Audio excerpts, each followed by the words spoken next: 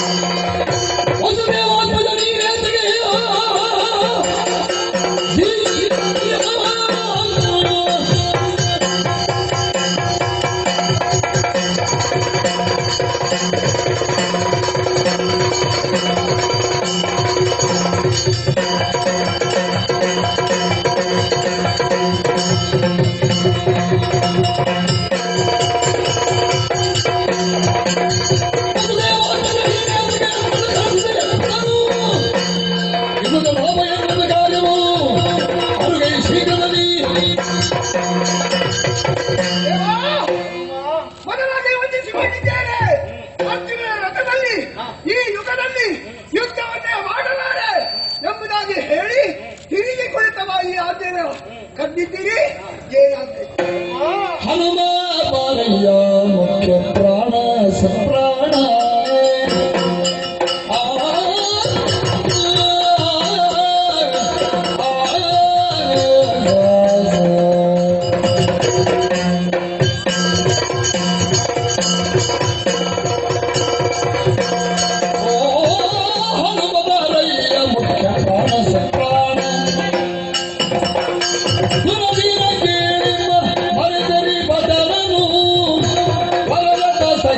ನಿನ್ನಯ ಬಾಲದಿಂದ ಎತ್ತಿ ಛಲದಿಯೊಳಿಡು ಮೊಗದಿ ಆಲಸ್ಯ ಬೇಡು ಪರಾಕ್ರಮ ಬೇಗದಿ ನೀ ತೋರಿದಿ ಮುರಿ ಸೌರ್ಯವೆಲೆ ಕಪಿ ವರತನಿಂದ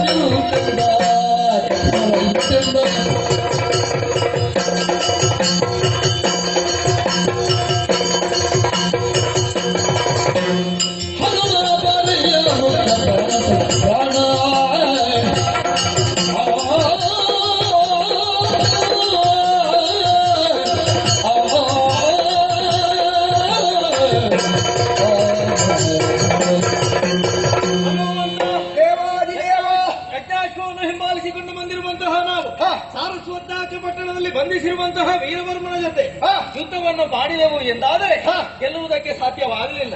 ಕಾರಣ ಏನು ಬಲ್ಲೆಯ? ದೂರದತ್ತವಾಗಿರುವಂತಹ ರಥವನ್ನು ಯಾರಿ ಯುದ್ಧವನ್ನು ಮಾಡಿದ ಪರಿಣಾಮ ನಮ್ಮ ಪಾಲಿಗೆ ಗೆಲುವು ಸಿಗುವುದಕ್ಕೆ ಸಾಧ್ಯ ಇಲ್ಲ. ಹಾಗಿರುವಾಗ ನಿನ್ನಿಂದ ಒಂದು ಕೆಲಸ ಆಗಬೇಕು. ನಿನ್ನ ಬಾಲ ಉಂಟಲ್ಲ, ಆ ಬಾಲದಲ್ಲಿ ಆತನ ರಥವನ್ನು ಸುತ್ತಿ ಸಮುದ್ರದಲ್ಲಿ ಹಾಕಬೇಕು. ಸ್ವಾಮಿ ಪರಾಕು ಬಿಲ್ಲಪ್ಪ ಭಕ್ತ ಕಾಮಿತ ವಿವ ಸಂಜೀವ ಬಿಲ್ಲಪ್ಪ ಭಕ್ತ ಸಂಜೀವ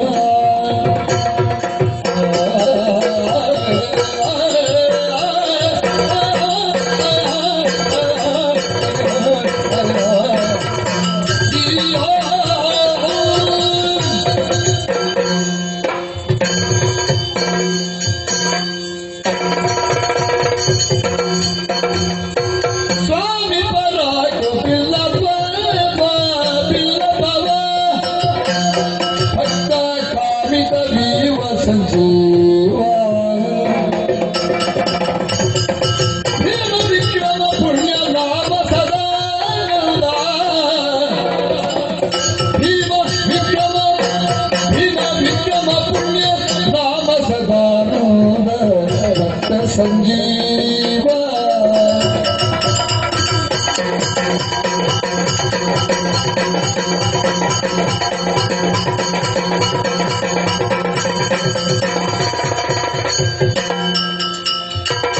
ಭೀಮ ವಿಕ್ರಮ ಪುಣ್ಯ ಸದಾನಂದ ಕ್ರಮಕೇಶ ಕ್ರಮದ ವಂದಿತ ಕಾಮ ಸ್ವಾಮಿ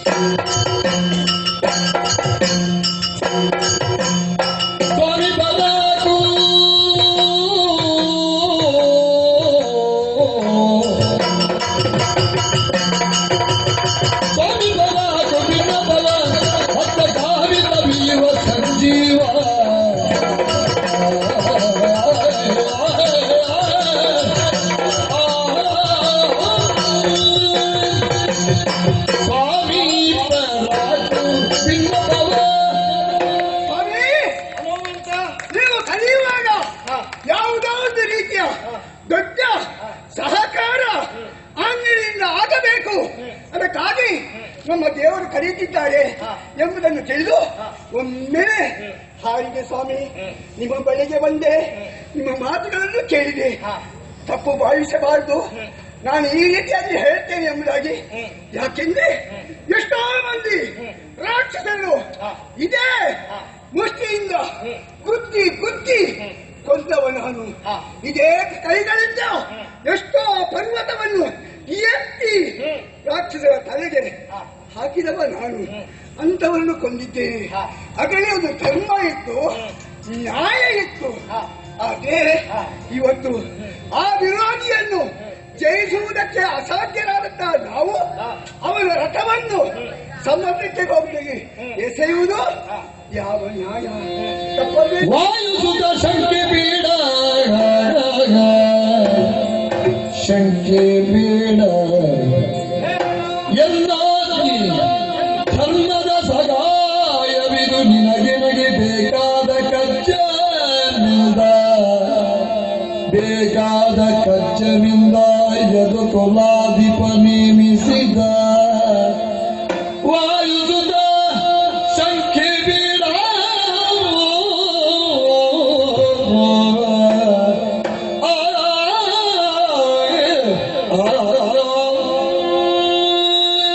ವಾಯುಸುತ, ದೇವಾ, ಯಾವ ಶಂಕೆಯೂ ಬೇಡ ನಿನಗೆ. ಯಾಕೆ ಸ್ವಾಮಿ? ಸಾರಸ್ವತಾಕ ಪಟ್ಟಣದಲ್ಲಿರುವಂತಹ ಈ ವೀರವರ್ಮ ಕುದುರೆಯನ್ನು ಬಂಧಿಸಿದ್ದಾನೆ. ಹಾ. ಸೂರ್ಯದತ್ತವಾಗಿರುವಂತಹ ರಥ ಉಂಟು ಎನ್ನುವಂತಹ ಅಹಂಕಾರ. ಓಹೋ. ನಾನು ಏನಾದರೂ ಮಾಡಬಲ್ಲೆ, ದೇವರಿದ್ರೂ ಕೂಡ ಯುದ್ಧದಲ್ಲಿ ಜಯಿಸಬಲ್ಲೆ ಎನ್ನುವಂತ ಆತನ ಅಹಂಕಾರ. ಓಹೋ. ಅದನ್ನು ಹೋಗಲಾಡಿಸಬೇಕು ಅಂತಾದ್ರೆ ನೀನು ಈ ಕಾರ್ಯವನ್ನು ಮಾಡಲೇಬೇಕು. ಹಾ. ಮತ್ತೊಂದು ವಿಚಾರ, ಏನು ಸ್ವಾಮಿ? ಅವನು ಅಡ್ಡಿಪಡಿಸ್ತಾ ಇರುವುದು ಧರ್ಮ ಕಾರ್ಯಕ್ಕೆ. ಹಾ. ಧರ್ಮನಂದನನ ಯಜ್ಞ ಕಾರ್ಯಕ್ಕೆ ಅಡ್ಡಿಪಡಿಸ್ತಾ ಇದ್ದಾನೆ ಅಂತಾದ್ರೆ ಹಾ. ಅಂತವನನ್ನು ಸೋಲಿಸಲೇಬೇಕು. ಹಾ, ಹಾ. ನನ್ನ ಆಜ್ಞೆ ಹಾ. ಮಾಡಲೇಬೇಕು. ಆಯ್ತು ಸ್ವಾಮಿ.